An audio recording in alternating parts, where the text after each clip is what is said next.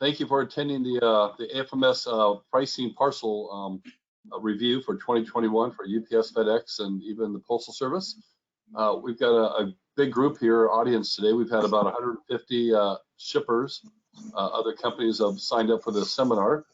We're going to cover some exciting information today about where the 2021 rates are going, all the changes, some nuances, and industry changes that are really important. FMS has been around 28 years. We're all former UPS, FedEx, Postal, DHL, former carrier senior managers or executives. We've been helping companies navigate this, the challenges of parcel pricing for, like I said, 28, 29 years now. And today's session has been put together by all of us, so it should be real informative for all the people listening in today. Why don't we do a quick introduction of some of our panelists?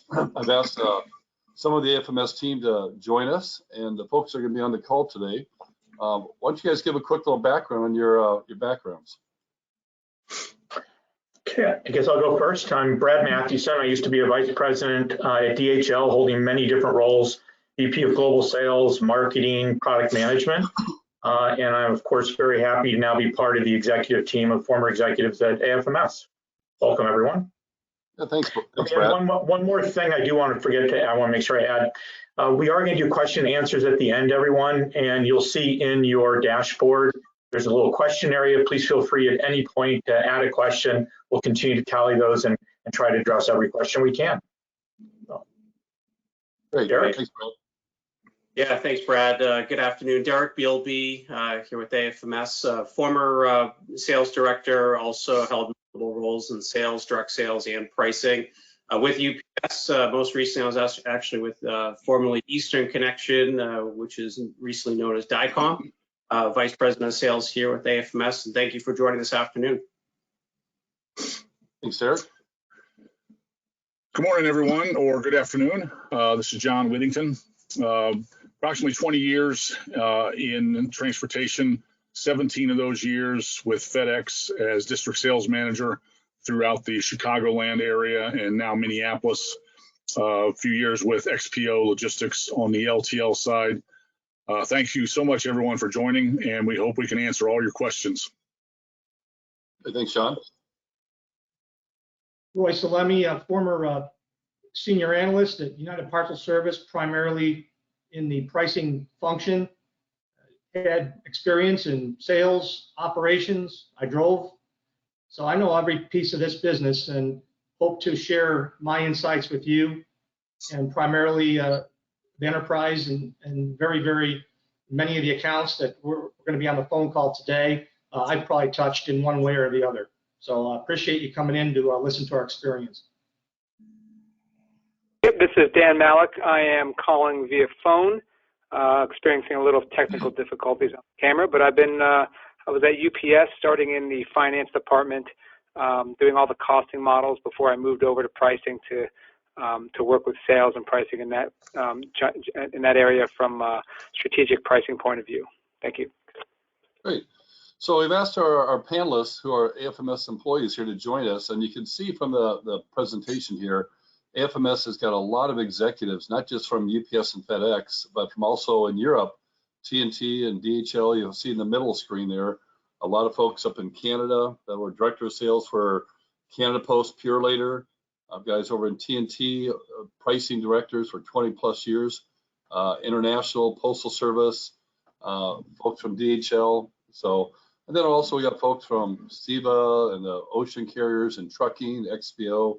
So we've been assembling quite a few people that have retired or have been 10, 20-year veterans at these carriers, and they now work for AFMS and are part of the team. Well, today the folks that are highlighted are on the panel and are going to be here to help do this presentation on pricing. What we want to do also is our backgrounds are, as they are, but we've also got a lot of clients and a lot of industry knowledge from working with a lot of the biggest clients in the United States. As you can see from this page here, we've helped literally some of the biggest brands and helped them with their contracts, pricing, strategies all around discounts and how to negotiate with the carriers, using all of our past inside information and knowledge of the industry and the carriers to help these companies all benefit and save a lot of money on their shipping costs. So we got a pretty good client base here. Today, we're going to really talk about what's going on in 2021, what's been announced here recently. This is an exciting time for everybody in the parcel industry, whether it be good, bad, or ugly.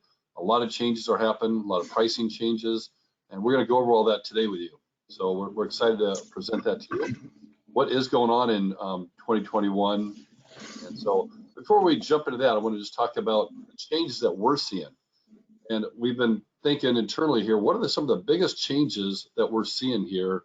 Obviously, COVID's been the biggest impactor on this shipping industry, whether it be trucking, parcel, or the postal service. There's unprecedented demand and tight capacity throughout all modes of transportation. It's just unbelievable what's going on out there. The explosion of parcel volumes has been something we've never seen before in our 28 years in business. E-commerce, residential and commercial business has really flipped.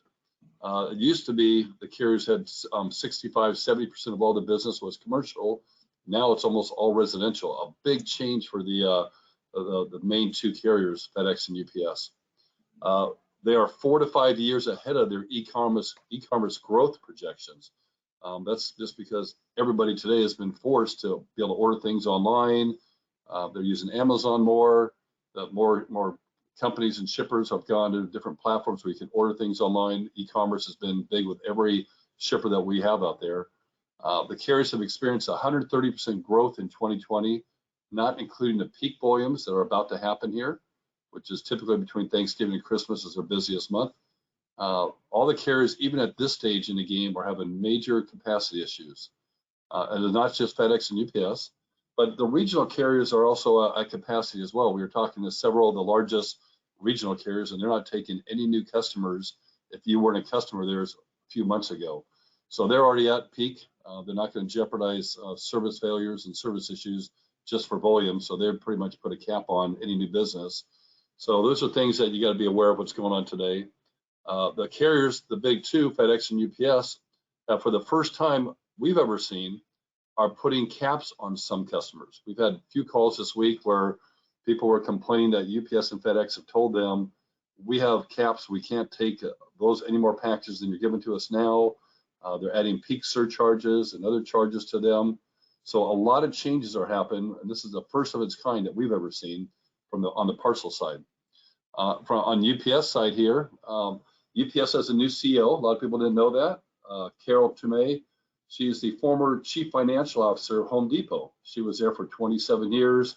She was on the board of directors for UPS, and she's now the president CEO of UPS. And she brings a real focus on pricing and margins to the job here at UPS. And as you can see, I mean, what her big quote is, UPS is going to be better, not bigger, under her watch. So we're expecting a lot of changes from her perspective. Some other changes are going on right now is both FedEx and UPS just announced the 2021 rate increases, what they're going to be for in January. We're going to go over that in the next few slides, and we got a lot of information to cover. But they've also addressed things like the peak charges, COVID charges, the new higher accessorial rates that are going to be going into effect. Those are all new changes. And then also the U.S. Postal Service announced just 2 days ago. I know we got a few folks from the Postal Service on the call today, but they announced some big changes as well. Their parcel select rates are going up 9%, which is a pretty big jump. But they're also raising their lightweight parcel select up 20%. Those are the early numbers we're seeing from the post office. The post office, just information-wise, we're seeing that their volumes are up 18.8% through October, not counting the peak season. So there's a lot of volume going to these carriers that typically wouldn't go to them. Lots of changes. Anything from the team on what I've said so far? Okay, well, the next page is just the last page on what's new, the new normal. Some things that we're sensing and what we're seeing out there. There's a couple of bullet points we want to cover before we get in the presentation, but we're personally believing that the residential delivery capacity will lighten up a lot or significantly increase towards the end of 21. We all heard about the 2 vaccines that are out there that are showing 95% FC rates, and which is great news. That hopefully will be more widespread, and the vaccine, the shots will be available, and a lot more people feel a little more like they can start shopping at malls again, and businesses open up more. When that happens, we expect the capacity, the constraints to really open up towards the end of the year. The carriers have expanded their capabilities dramatically. Both the nationals, regionals, as well as the U.S. Postal Service have been ramping up for this increase in volume this next couple months. FedEx, on the other hand, has insourced a lot of the smart post volumes that had been given to the U.S. Postal Service. They started planning that about a year ago. They rolled it out this year. They're not using the Postal Service for much business like they used to, which has really been improving their delivery density amongst their drivers and their agent drivers out there. FedEx ended the Amazon contract a year ago, which they no longer are working with Amazon. So all that volume, that low yield volume, is out of the FedEx system. They've already filled that up with all this new business, so they're not even hurting in that respect, probably doing better financially. And also something that FedEx did was sort of genius is about a year ago, they really rolled out their 7-day ground operations. It's worked out favorably for FedEx. They're now serving, you see those drivers out there, they're working 7 days a week now. So it's great that they're doing that now. UPS relies heavily on the U.S. Postal Service for its last mile delivery, SurePost. We expect UPS to look closer at this mix in the near future. In 2020, we expect better economics on UPS's B2C or the residential volume due to all the increases and rate changes that are happening with these rates. So UPS is going to be in a much better financial situation with what's happening with all these increases. And then the big, the big elephant in the room, Amazon in 2020. Some of you remember reading or hearing that FedEx or Amazon was considering jumping into the carrier business, actually going out, getting shippers and moving their business on their prime vehicles and the Amazon drivers. They put that on hold. They made a big announcement that their carrier for hire or that side of the business was going to be put off. But with all the new changes and what we're hearing going on with the parcel select rates, big changes there. We expect Amazon to really review this, these things here. I think in 2021, you're going to see that carrier for hire plans raised and probably turned on here pretty soon. They've got a great network in place, and if they do that, it's really going to affect a lot of people, good and bad. But if they do that, we're going to see a lot less volume probably going with the Postal Service and more internal to Amazon, and you'll start seeing other shippers giving business to Amazon for them to move. And so that was something they were going to do, and they put a hold on it from what we heard. So we'll see what happens here in 21 with that. Hey, Mike, this is John. Can I jump in on that third bullet point real quick? Yep. So for all you out there that are big smart post shippers, as they continue to insource this back into the FedEx home delivery and ground network, make sure your contracts reflect that as well. As you know, your smart post, it has no residential surcharges or very low surcharges if it's a rural package. That if that volume rolls back into FedEx home delivery, now you have a residential surcharge and possibly a delivery area surcharge on top of that. So as your volume continues to change operationally for FedEx, make sure your contracts actually reflect that. Those are important. So if your contracts are 2 or 3 years old and it's very heavily discounted on the smart post, your volume as a smart post package is disappearing and rolling into FedEx residential. So just make sure that your accessorials are reflecting the amount of new revenue that you're giving FedEx. Good point. One thing I want to bring up also is before we jump into pricing here, all the changes due to COVID back in March and April, FedEx and UPS this year announced a big change. They've been offering money back guarantees for 25 years. This is the first time they've waived it, and not just in the US, but they waived it everywhere across the globe, all countries where they are no longer going to honor, they're suspending all money back guarantees. Now, this has been a big change for them. You know, it's really a big boom for them as well, because they're not paying out all that money that they would be giving back to people every time a box is 1 minute late, half an hour late, or an hour late, or even a day late. So, but as we monitor service levels, we're seeing the carriers that service performance has been a lot worse than it's been in the past. So a lot of changes it's almost had to do this year because of all the issues going on with COVID. But we don't expect these to change until maybe summer this year. So these are no longer in effect, so just know that. Let's jump into some of the pricing. We've created 3 pricing documents that we're going to share with everybody on the call today. We did one, it was like a real detailed, real thorough report on UPS's pricing. Everything we're going to cover today will be spelled out in here and a lot more. There's a lot of detail in here on all the UPS, how it impacts you, all the accessorial increases, where the biggest changes are.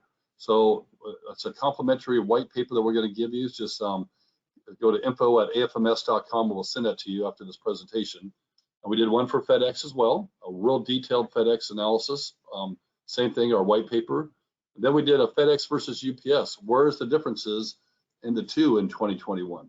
So these are all, we've taken all the announcements where FedEx announced theirs about a month ago, UPS about a week ago, and the Postal Service just announced theirs 2 days ago. So a lot of changes, a lot of information in this white paper. Just go to info@afms.com and we'll get you these free. So let's jump into the presentation, folks. And this is what we're really looking to hear is what's going on in the market today. And as you can see, look at the last like 23 years here. We went through and compiled what the rate increase announcements have been going back to 1998 for both UPS Air, UPS Ground, FedEx Air, FedEx Ground. And you can see the differences here where they, in the past, used to do 2 to 3% increases. Well, in about 2006, DHL decided to exit the US market as a parcel carrier, and it became a duopoly, just FedEx and UPS plus the post office. But when that happened, it was almost like a green light for them to really raise rates dramatically more. And you can look at the history, 2-3% increases for years, for decades.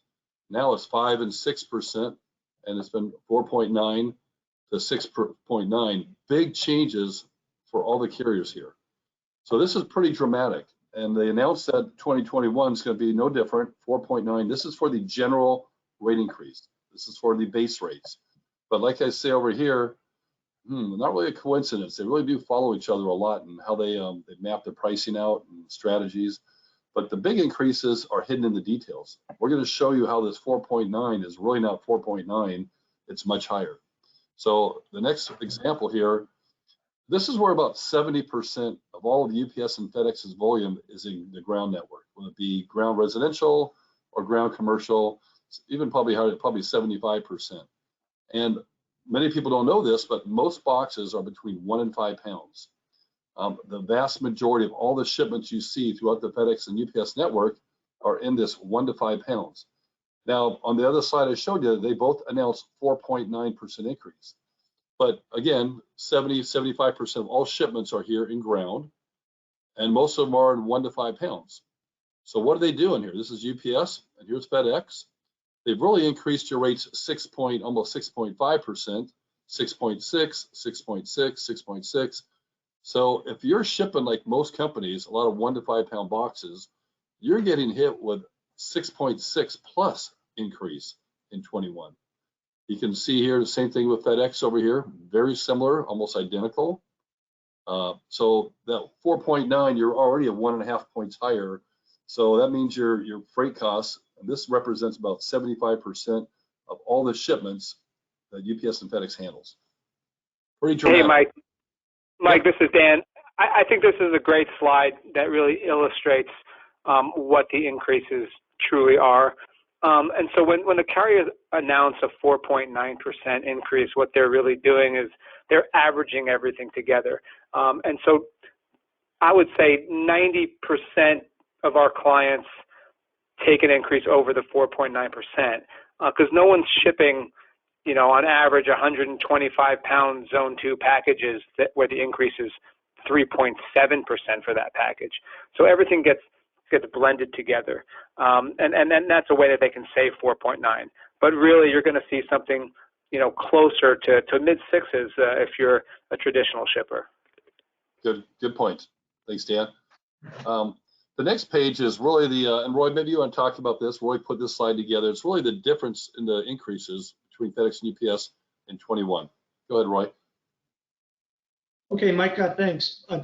This is a great slide too as well, because what it does show is that it shows that there is very little difference across the board, not only with the premium air products, but the ground packages as well. You can see to the far right, it's applied really across all zones and for the most part, in many of the weight cells going down. And so it does reflect the closeness and the closing of the gap, if you will, from all products between FedEx and UPS, with the exception of, and you can see that jumps off the page there with the 3-day select or the Express Saver product for FedEx. They've always maintained I guess, a disadvantage there for quite some time. And in my opinion, I believe that maybe because they're trying to encourage perhaps ground upgrade to maybe a more premium product, let's say 2-day air or even next day for that matter. So that's why they do that. And again, it's just the carriers are really neck and neck when it comes to their strategies for application of increases. Great, thanks, Roy. The next page is really this is like I said, the details are hidden amongst this is where the biggest increases are. And I just want to point out a few things here. A lot of companies who are on this call today are e-commerce, residential. They're 80–90% of the business is residential. What's happened in 2021, and you're shipping a lot of ground residential. So we highlighted that here. So they're going up. Now, if you're shipping residential and you're shipping to like residential here, where's your ground residential? Right here.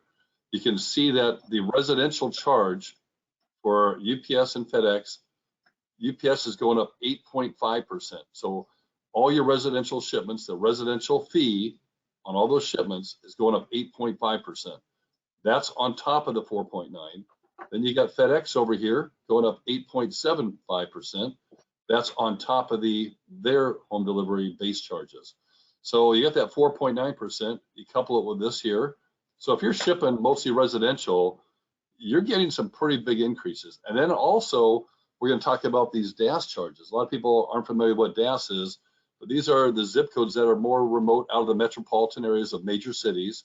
They're raising those rates on all zip codes served 9.2 or 7.5, depends on an extended DAS or residential DAS. So those are pretty extreme. I'm going to show you in the next couple of pages what this means, but it's just that 4.9 was on the base rates. Now these accessorials are going up incredible amount. And if you look at, we did a little slide on the history of these. They're going up quite a bit, the next slide. But first of all, something brand new. A late payment fee for the first time has been put out there by FedEx. They've never had this in 30 years. And what they do is, if you look at your normal invoices on like page 1 or page 2, on the top it says due within 15 days payment. They've never charged a late payment fee for any packages that were late, never. So a lot of people, probably half the people, paid them close to when they're due or maybe a little late, no problem. But now they've rolled out 6% penalty on the entire bill due if you're late by 1 day. So if you get an invoice that's $100,000 a week or $50,000 a week with FedEx here, and you got a 6% charge, you need to watch this. This is brand new, just going into effect. So make sure you pay your bills on time, or you're gonna, a lot of companies say they collect a whole week or maybe a month's worth of invoices every week, then they pay them once a month. At that point, those shipments, half of them are gonna be late. So, and you're gonna get charged an extra 6% on top of all the other 8% and everything else. So a lot of hidden changes are happening out here that you gotta be aware of. But let me show you one real alarming slide here. Got panelists, do you have any points on this that you wanna bring up on all the accessorials? I was just going to say, Mike, that even at 8.5%, that's a tough pill to swallow for a residential delivery charge, and that's a charge that you have to pay it. It might be listed as an accessorial, but it's not an accessory. It comes with the package, so there's no way around it. But the point is, looking 5 years ago, that $4.45 was only $3.25, and so that's a 37% increase in 5 years. That's a short 5 years. So that's something that, when they nibble at 8% here, 5% there every single year. I mean, on some of these accessorials, in the last 5 years, we've gone up 50%, and that's just ludicrous. Which is why, Mike, isn't it? It's important to go ahead and renegotiate these contracts on a regular basis, because every one of these items is negotiable and every one of them should be discounted down. Even though Dan points out it's something you have to pay, you don't have to pay all of it if you're able to negotiate part of it off. Yep. And thanks, Dan. And like Dan and Roy mentioned earlier, Dan and Roy were really some of the senior directors at UPS headquarters in Atlanta. They both worked together in the pricing department, and they both oversaw some of the strategic accounts and enterprise accounts, the largest account groups that UPS has. Those two manage the pricing and all the analytics for them. So they really know what, they help put all these numbers together. They really know these are the hidden gotchas that are really raising people's budgets or blowing people's budgets out. But the next one is even more scary. Look at the last few years here, the last 6-7 years. Look what's really happened here. These overmax limits. These are, I'm going to show you another slide after this one here, but 1,600% in those. Those are the non-conforming boxes that they just don't want in their network. They've got remote area surcharges up 86%, large package fees up 130% in the last 6-7 years. Address corrections, when I set the wrong zip code or wrong suite number, it's unbelievable. You just put the wrong suite number, maybe suite 10, it was supposed to be suite 100. You're going to get charged. It's a lot more than it used to be. So make sure your databases are accurate and clean up your address corrections. Additional handling up 78% over the last few years. A lot of increases here. But let's go here. I want to give you one example. What we did is we put an example so people would see real firsthand. If you ship a zone 2 1-pound box going from New Jersey to New York or from San Francisco to LA, probably zone 2, the current 21 rates that are going into effect are $876. When you add that new residential fee that Dan, we were just talking about, that's up almost 9% from where it was. It's now $445 on top of the $876. And then you got a DAS charge 21 in 2021 that's going to be $430. So these two alone are almost more expensive. Then you add the fuel. What is it today? 6.25. You got $1.09 there. So the total surcharges for this box, a zone 2 1-pound base rate $876, is now $984 in just surcharges, bringing the total cost to $1860 for this box. And like Brad mentioned, all of these are all negotiable. We've helped companies figure out what is the market rates for these, what kind of discounts, and they've gone back successfully and got discounts on all this, including the fuel. So these are not set in stone, they're negotiable, just remember that. This is one of the biggest points I want to bring up, I think, today, is what does this mean? The UPS announced they're going to shuffle the zip code decks for all zip codes which are DAS impacted in 2021. They haven't released what zip codes are now going to be non-charged DAS zip codes. And what this means is this bottom one here, where my highlighter is, these are all the zip codes around like Seattle, Los Angeles, San Francisco, New York, Miami, Dallas, all the major zip codes around major cities. They don't charge you a DAS charge, delivery area surcharge fee. If you're out of those metropolitan areas and you're shipping boxes to them, they've increased these dramatically. Look here, 6,400 DAS zip codes. A lot of these were in the non-DAS last year. I know UPS went through and pulled out about 290 approximately out of the non-DAS zips and moved them into the DAS. So before, those 290 zip codes were getting no charge, and now they're getting $4.30 a box or $3.10, depends on if it's commercial or residential. Even your commercial shipments are getting charged this. So even if you have a business or going to a home, that's what you're getting charged on top of every box, on top of that 4.9% increase that's happened in 2021. Now the extended DAS, these are areas where you're going to maybe Northern California, parts of Texas, Idaho, Montana, Oklahoma, parts of a lot of Missouri, a lot of Florida. Believe it or not, Florida's got a lot of extended DAS zip codes. Even New York's got extended DAS zip codes. Oregon, Montana. So a lot of zip codes are getting called like almost double. So 590 or 370 every time you ship to one of those zip codes. These two represent 60% of all the zip codes in the United States. You're getting an extra fee. Now, if you look down here at the bottom, what has happened to the DAS charges? You just saw the residential fees on top of this are up almost 8.5%. Now, these DAS charges are up this year going to 21, are going up 8.5%, and the extended DAS are 9.25. That's unbelievable. This is like some of the biggest changes. So when you see that chart I showed you earlier, which showed what are the rates that they announced publicly, 4.9. Shippers, listen in here, you're not getting a 4.9% increase. It's dramatically more than that going on in 2021. And everybody needs to do something about it. These are all negotiable items. So just don't ask for a 100% waiver on DASs. They don't do that. They don't give you 100% off on fuel. So when you're negotiating, you really need to know what the market is and what is an appropriate ask. Don't ask for something that's pie in the sky. But these increases are, I think, unbelievable. So we got to keep an eye on all these here. These are just an example of those unauthorized charges, those boxes that are over a certain girth, length, width, height, boxes that they've in the past. If you go back in 2013, it was only a $50 charge. They raised it $45 this year. It's now $920 per box. And the screen is not wrong. It's $920 for that box. If you ship a non-conforming box, maybe almost like a small roll of carpet that's a certain long fishing pole. If you're like say like a leveler blind company, you ship some blinds in a long tube and it's all boxed and it's just a little longer than a certain size, you're getting charged this on top of the freight charge, on top of the residential fee, on top of the DAS charge.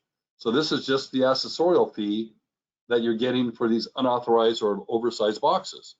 This is unbelievable. I can't believe what they've done here in the last 3 or 4 years. So, Mike, let me jump in on that too. I mean, yeah. Operationally, 5 years ago, who would have ever thought that companies like the mattress companies, Casper and Purple, we'd be shipping queen size and king size mattresses rolled up in boxes. But that's what's filling up a lot of the trucks, and that's what's filling up the capacity. 40 to 50% now of the networks for both UPS and FedEx are packages less than 5 pounds and packages over 50 pounds. So that's why you're seeing the extreme cost adjustments into those. It's all about the route density and capacity per route and things like that. But again, yep. As your businesses change, make sure that your contracts change with that. All of these are negotiable during your acquisitions, during divestitures. Know that you have leverage as your businesses change. This is negotiable. This 920, we just helped a client a couple months ago get this reduced dramatically by putting it in the contract. We want a reduction in this fee. So if this is something that's hitting you guys or hitting you folks on the on your invoices, this is something you can actually negotiate. But I want to go over a few more things here. These are some of the peak surcharges that have been announced this year and are going into 21 here. We've got, what they've done is they realize that their capacity, like John and others mentioned, the capacity is a big issue right now. And what they've done is they've gone back to February, back pre-COVID, pre-capacity issues, and they're using that as a barometer. So they started looking at all the packages, and they announced this a few months ago, starting October, just this last month. This is brand new. These are the peak charges. Starting October for both FedEx and UPS, they're going to start charging you $1 for SurePost, $1 for ground residential, and $2 for your air products. If you're 110 to 200% more volume giving them now than you were giving it to them in February. And then if you're between 200 and 300% volume increase over February 2020, they're charging you $2 to $3. If you're up 300%, and it's crazy that they used February's numbers. They probably should have gone back to last year and used last year's peak numbers in October, November, and just say if you're above your average month-to-month, true month, October to October, November to November, but they use February, one of the lowest months out there. So they're using February's numbers for most shippers. That's one of the lowest times their shipping volume. So people don't realize what's happening here, and they're just now getting these invoices in the mail. So FedEx and UPS have rolled this out. It just went into effect this last month. And you can even see where FedEx is up to $5 per box. A lot of people are going to be shocked at what's going on when they get their invoices this week, last week. They maybe not even reviewed it yet, but the accounting department should share those with you and just to see what kind of an impact this is having. This is big impact. And remember, this is on top of the residential fees, the DAS fees, the 4.9% increase, and all the other charges. Big changes here. So and then another big change that we're seeing here is in the ground minimums. This is one of the big, like on the very top, minimums have a major impact on shippers' discounts. A lot of people don't understand that, but if you look at every UPS and every FedEx contract, every contract has this language, and it says, and there's no exceptions. For each shipment, customer agrees to pay the greater, keyword, the greater of the net shipment charge on the above incentives, or B, the minimum net charge here. So when you get a contract, look at what your net minimum language is right here. It'll tell you what a zone 2 1 pound is. In 2021, it's going to be $8.76. So if you're a lightweight shipper, just I'm going to sum it up here. If you're shipping a lot of things, you got multiple DCs, you got 5 or 6 DCs, and you're shipping to average zone 2, 3, 4, and your weights are under 5 pounds, you're not getting a 50% discount if your contract says you get a 50% discount. You're probably getting 0 on those shipments. They will not discount below $8.76 unless you've got a little box right here where my little cursor is here. Unless you've got a box that says you're getting a discount off that minimum. This is negotiable. And in almost every client we have, we've helped them secure. So what you really want is a lower ground minimum here. And a lot of companies don't look at that. This is a big impact number in your contract. It's one of the biggest impacts on why companies don't get the true 50 or 60, 70% discount that your contract says you're going to get. This language overrides it. It's the greater of the shipments. Any feedback, folks, panelists? Yeah, I have some feedback on this. So it is fun to watch how the numbers can change. Now, if you have a minimum adjustment, say, let's just say you have a small adjustment of $1 off of your minimum, most contracts say, okay, you have $1 off your zone 2 1 pound package. So that would mean instead of $8.76 in 2021, you're paying $7.76. But you're taking $1 off a higher rate. So you had $1 off $8.23 last year for $7.23. So even though the zone 2 1 pound package is a 6.4% increase, if you have that adjusted, which is good, and you should to pay less, your increase jumps up another percent. So instead of just saying it's a 6.4% increase, your increase on every package that hits the minimum is 7.3. If you had a $2 adjustment, you'd have an 8.5% discount. So the larger your adjustment, the higher your increase you're actually taking. And so that's just a really interesting way to do it. It's simple math, but people don't really think about it that way. UPS and FedEx don't say, we're going to give you a 30% discount off of the minimum for ground. They say you're going to get $1 off. And so that way they protect themselves. So when the next year comes around, they're more protected. You're not more protected, but they are. Mhm. Yep. And most contracts are 3-year contracts with UPS and FedEx. So you're right. These increases are going up a lot more than that. So good point, Dan. And so let's see here. This is another one that we were talking about with John about these, like the mattress companies and so forth. These dimensional issues are negotiable. A lot of people don't know what's changed in the last few years, but back in 2016, every box that FedEx and UPS handle, you weigh it in your docks. You enter your dimensions, you weigh it, and that box may weigh 4 pounds. Say this is a box of shoes, 4-box shoes, 4 pounds, 10 by 8 by 12. The 960 is that all multiplied out. When you divide it by 166, even this 4-pound box back in 2016 jumped up due to the dimensional 166, the dividing number, giving you a 5.8 rounds up to 6. In 2021 here, it's 139. So when you do that math, you divide it by 139. By the way, the lower the number here, the worse it is.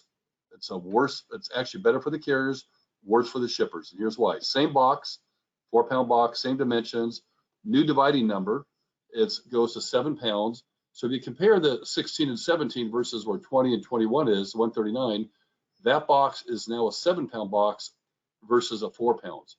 43% increase over the original scaled weight. And a lot of companies don't realize this, but every time this number changes, and it's changed 3 times in the last 10 years, this number is negotiable. We've had companies get a much higher number. Remember, the higher the number here, it's going to make your boxes a lot lighter. But what they do is it's either or, the scaled weight or the dividing. So right now the contracts say this number overrides the scale weight. FedEx and UPS have that. Unless you get a bigger weight, a bigger dividing number, then it may neutralize it and bring it back to what the real scaled weight is. This is something we ask people to look at. It's negotiable. Most of our clients get an exception here, get concessions on this. This is something also that's been happening in the last few years. Every contract we're seeing lately from the UPS and FedEx, this is actual language from the UPS contract. When you get a new contract in place, they're telling you, even though COVID has caused them to waive all money back guarantees, they're putting this in your contract. Says, hey, for the next 3 years, you will not file any refunds or request package refunds for late deliveries if you get these new discounts. This is negotiable. Half of our clients, we tell them to push back, and UPS and FedEx don't like doing it, but they do. They come back and say, okay, we'll remove this here. This is worth about 2%. They're late about 2% of the time. And if you've got an auditor that audits your bills, like we audit a lot of our clients' invoices, we come back and help them get refunds of 2 to 4%. But when you waive this, you can't get that money, and you're paying extra, right? That money that should be yours. So even though the COVID's waived it till probably middle of summer, this is something we tell people, don't give up. No matter what kind of discounts you get, don't give up on this. And then one other notice that this is something new in UPS's contracts, because of all the changes we're seeing out there where people are shifting more B2B, more commercial business, we're seeing it go to residential. We're seeing a lot of characteristic changes in box sizes, box weights, how much was commercial, residential, and UPS and FedEx, rightfully so, they put together a contract for you that's built on certain weights, certain zones. And when you go open up a new DC and you change your zone mix from average zone 6 to zone 4, because you got a new DC, or you switch a lot of B2B business to more residential e-commerce, and it changes your mix there. They have a clause in their contracts we're seeing lately. And it says, if such shipping characteristics change during the term of the scheduled, this term of this contract, at UPS's sole discretion upon 10 days, they can adjust or eliminate entirely your incentive program and change it. So this is something that I would push out of it also. This kind of language, and it's like a 45-page contract. These little things people miss, but these things here, you want to push back, and obviously you want to change this to 90 days or something, so you have time to react. You just can't accept 10 days, and you can't accept this. So these are important things to be aware of out there that are really impacting you. So there's a lot more going on than what people think in 2021. And we're telling people we're going to host another panel discussion in about 2 weeks after Thanksgiving, and it's going to be about new parcel strategies going into 21. How many companies are using single carriers now with all the capacity issues and the issues going with pricing? We're going to start recommending people to have a multi-carrier shipping solution, including maybe the post office, regional carriers, and one of the two primary carriers, FedEx and UPS. It's important to have that. So this is some of the discussions we're going to be having. But what can you folks do to help mitigate this stuff that you're hearing? And that's where the fun part is we've helped so many companies. We mentioned we have over 3,000 clients in our database, and clients that have hired us to help benchmark the rates. And we've always liked to use this as the best way to negotiate these discounts, those accessorial concessions, fuel discounts, DAS discounts, residential discounts, base discounts, is really you go in with facts. Fact-based negotiation strategies are best. Benchmark your pricing before you ever sit down with a carrier or tell them you want better discounts. If you don't do these two things here, you're putting yourself in a different situation than you should be. People negotiate blindly. You ask for things, you don't know where the market is, you do your best job. I know a lot of you aren't privy to seeing everybody else's contracts or your peers or your industry, but someone like us who sees everybody's contracts, we know what's going on in the market. It's pretty easy for us to give guidance to somebody on where the discount should be in a certain part of the contract or what language should be removed that they're doing. But get your facts straightened out before you start negotiating. Very important. We tell people right away before you even negotiate, get all the data. FedEx and UPS, a lot of people don't know this, they've given every shipper, whether you ship $10,000 a year or 10 million or 100 million, every shipper has a login and a password. You have access to this UPS billing center and the FedEx billing online. All your data, all your invoices, all your records are stored for over a year at UPS and FedEx's called their data vaults. You have access to that. You should pull all your data out for a year or 6 months, put it into an Excel format, do a little spreadsheet, analyze the data to understand where your biggest opportunities lie. We just went over a bunch of those impacts. We're going to give you that white paper for UPS and FedEx. You want to look at that and see where the big impact is on these accessorials. I'm going to show you in a minute, but you want to benchmark those rates that you currently have, all your accessorial discounts. You want to benchmark those. This is 45 to 50 now in 2021. The accessorial is going to be 60% of your total parcel charge, up from about 10% last year. You want to model various pricing scenarios.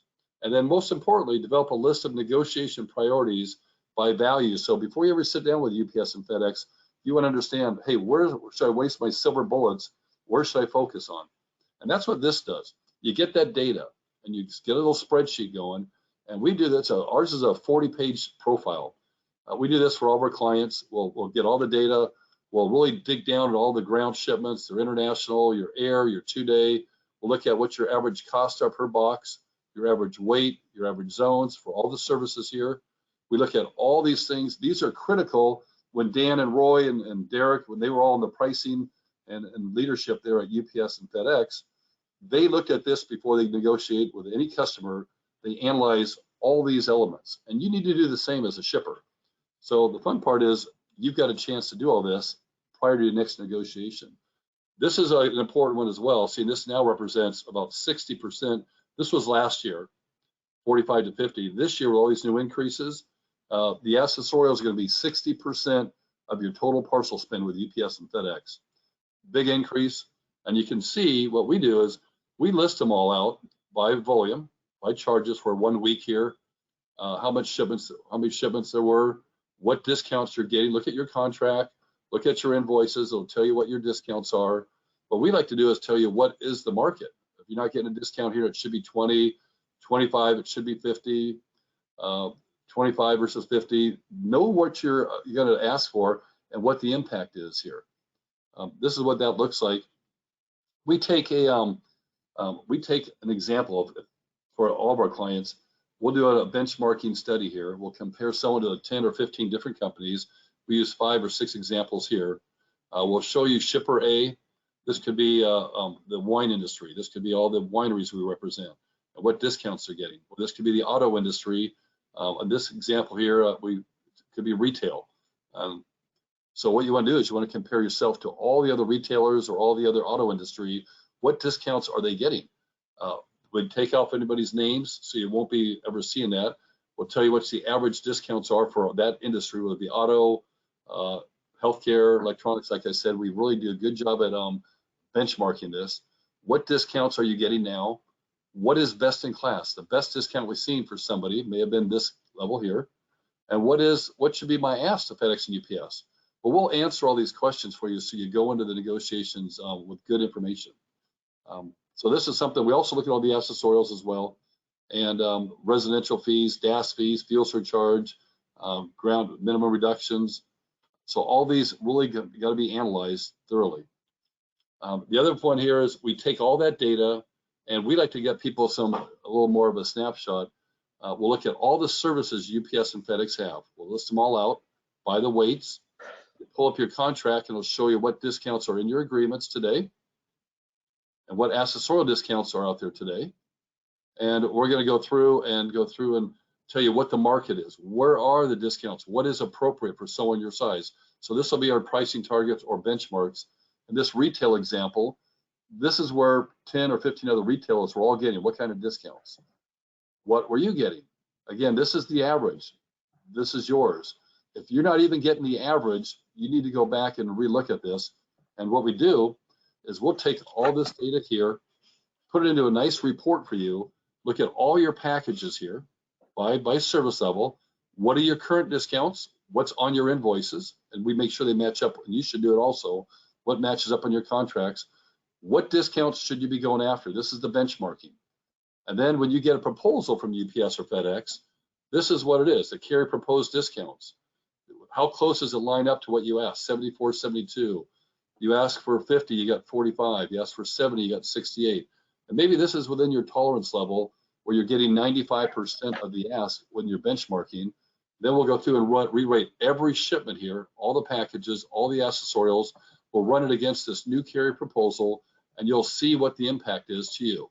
In this example here, this customer, this new offer from UPS would have saved them $4 million on base charges.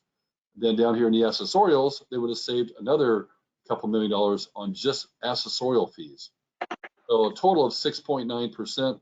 This was a round one negotiation for the shipper, but all of you folks as shippers should be doing this exercise, going back and looking at all the accessorials, where they impact you the most, line out what your discounts are, get some benchmarking to help you. It's too important not to do it today.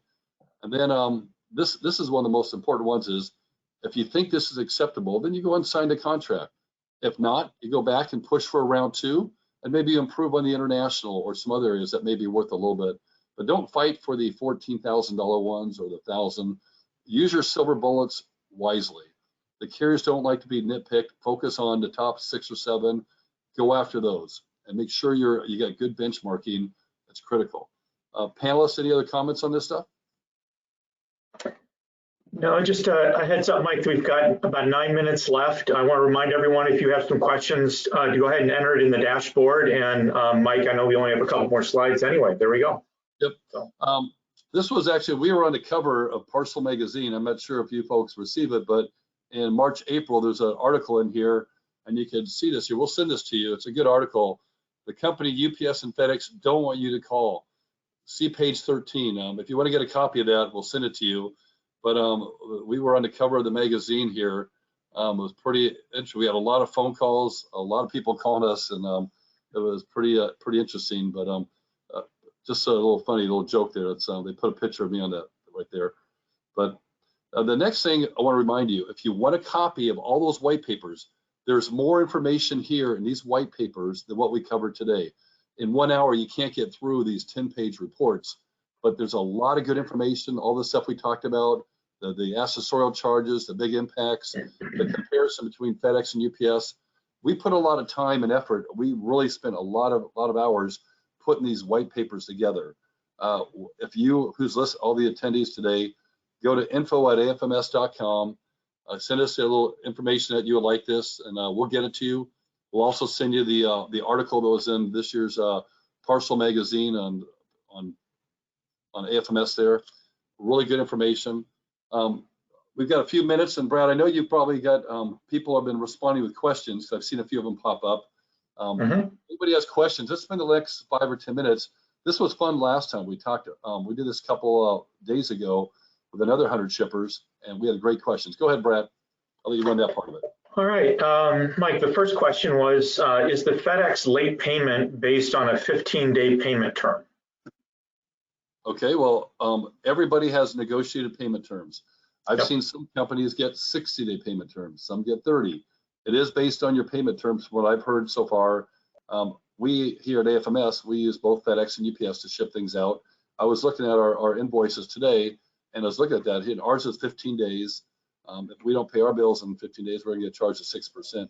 So whatever your contract says, it's not gonna be late if you have a 30-day terms or 60-day terms. But by the way, those are negotiable. We've seen FedEx and UPS give concessions on that. That's just another item that you can bring up in your negotiations. Good question, whoever brought that up. Yeah, so the next one is also related to what's discountable or not. We did touch on it, but let's just make sure we cover it again because it came up as a question from someone. Have you seen discounts on the overmax fees, which obviously were alarming when you saw the $9.20 a box? Yep, and we've had some clients recently get a 50% off, or 25% off. So yes, I'm not sure how big you are, who's ever asked the question, but there's some concessions have been made on that. We've seen that recently in the last few months. So the answer, yes, there are discounts being given on that overmax. Like I said earlier, they are discounting that. Okay. I love this next one. It's right along the same line, but it's specifically focusing on fuel surcharges, which we know that there's a lot of reps that have approached the accounts we work with that continue to look the clients in the eye and they say, we never discount that. But that's not true, is it, Mike? Dan and Roy, who worked at UPS's headquarters, Roy just left after a 30-year career. Roy was a senior director of pricing at UPS, 30 years.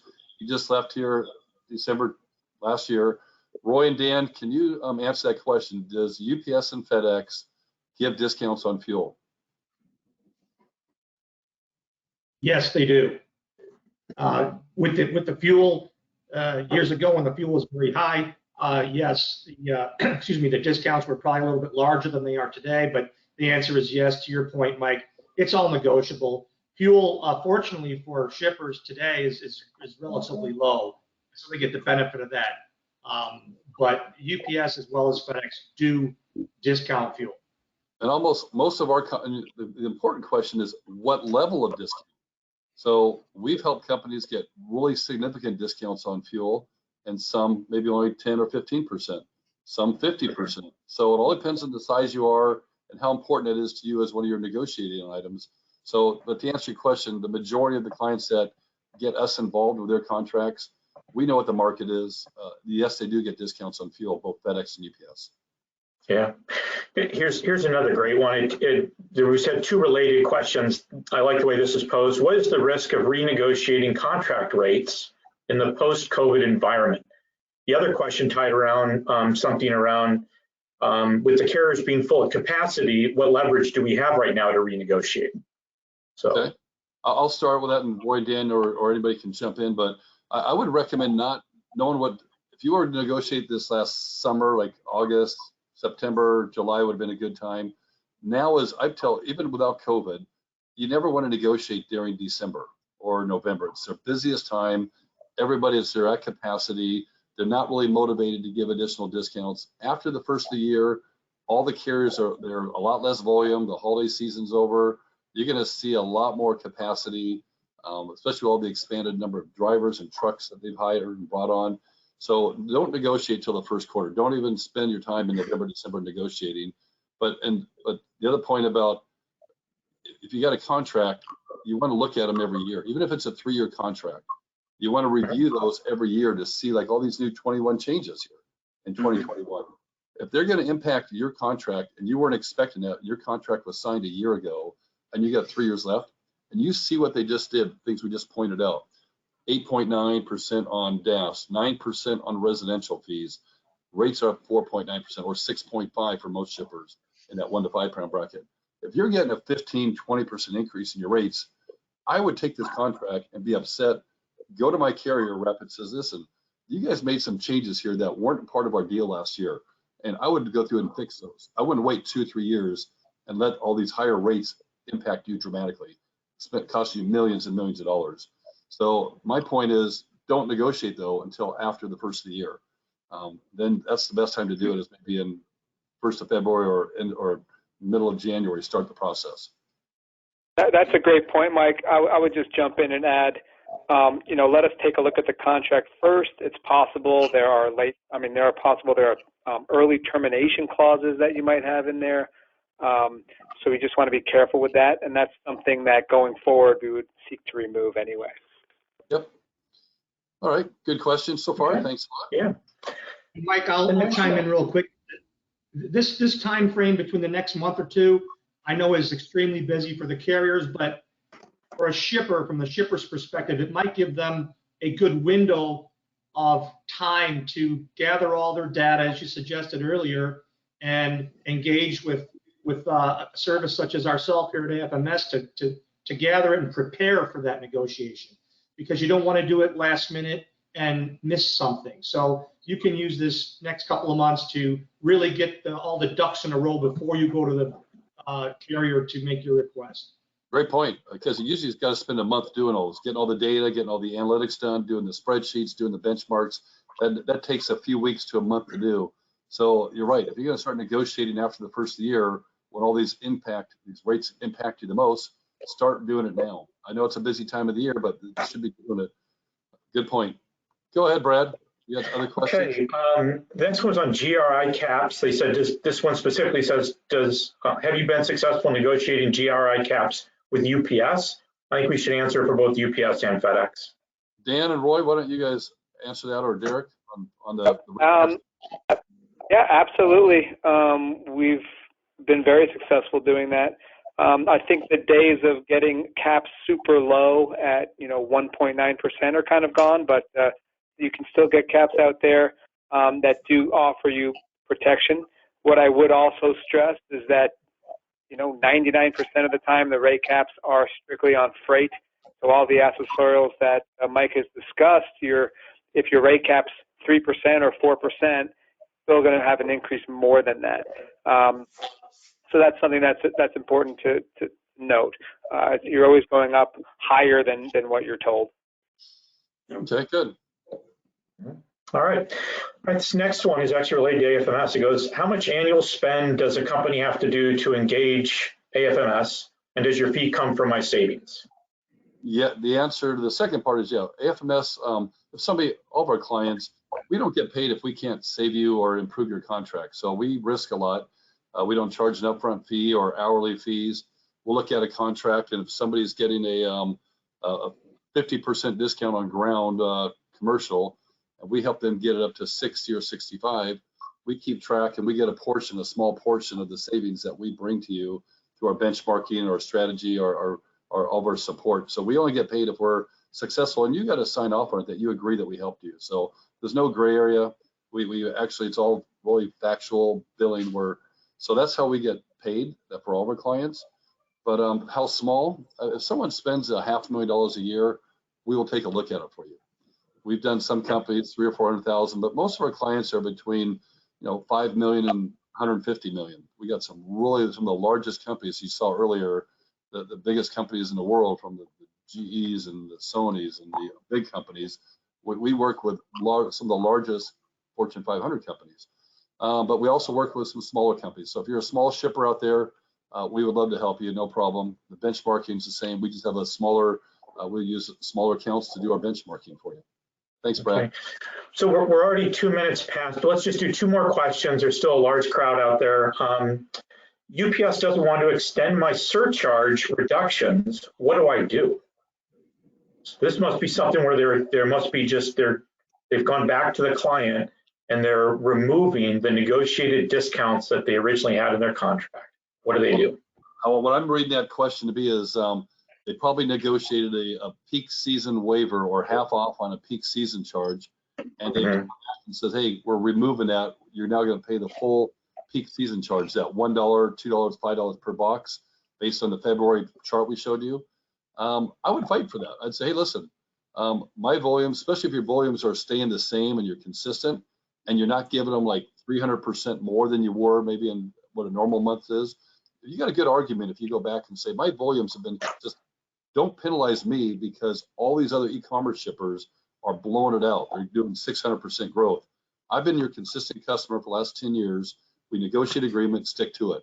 I would argue that point until I'm blue in the face here, but I think you can win that argument if you got good facts to support you. Okay, and then here's the last one, which is really, you'll even tie into the thing you teased on about the fact there's another upcoming webinar. It was, should companies take a hard look at moving volumes to regional carriers and other companies than FedEx and UPS? I think you're gonna have to. In fact, we talked earlier about we're gonna do a whole seminar, an hour, maybe an hour and a half, on the new parcel strategies of 2021. Based on what's going on with COVID, we hope these cures will be out there sooner than later. We hope the volumes go back to some kind of a new normal, which we don't know what that means. Is that 50-50 commercial, residential for the carriers? Is there gonna be more capacity opening up after this cure gets out there and some sense of normalcy happens to the world and all the shipping and transportation? But there's a lot of changes going on. I would start looking at regionals. Absolutely, there's a lot of good regionals out, like OnTrack and Speedy and Lone Star, those companies, and even the post office. The post office is doing unbelievable. I would give a lot more shipments to regionals and postal service as a leverage to get UPS and FedEx to sharpen their pencil, especially what the post office is doing on the priority mail. Their service levels are great. The priority mail is doing really good service levels. They got great things going on there. Regionals are doing exceptionally well. We follow all the regionals on-time performance. They're doing really good. So you do have alternatives. I would definitely look at a multi-carrier shipping strategy in 2021 more than you have in the past. Yeah, that's good. Well, Mike, gone beyond our time. We certainly thank everyone for coming. Any closing comments? Yeah, I want to thank you guys, everybody, for joining us here. Remember these white papers. These are in that article. We want to send you this article that was right here. if you want to get that article, it's a nice little article about the accessorials and how they cost models and things. We did a nice little article there. So just send us a quick email, and if you'd like even some parts of this presentation, we can share that with you. We would love to, unless you're UPS or FedEx, we probably won't share that with you. But hey, thank you for joining us. We look forward to the next one. We'll send out another update on when the next webinar is going to be. It's going to be in about 2 weeks. And like I said, it's going to be on new parcel strategies going forward on where it makes sense. And we got some great panelists. We're going to talk about strategies in 2021 for multi-carriers and from technology, contracts, who to use and when to use them. So thanks everybody for joining us. Thanks panelists. I really appreciate everybody's time. Thank you again. Everybody have a great Thanksgiving and stay safe. Thank you. All right. Thanks, everyone. Bye-bye. See you guys later.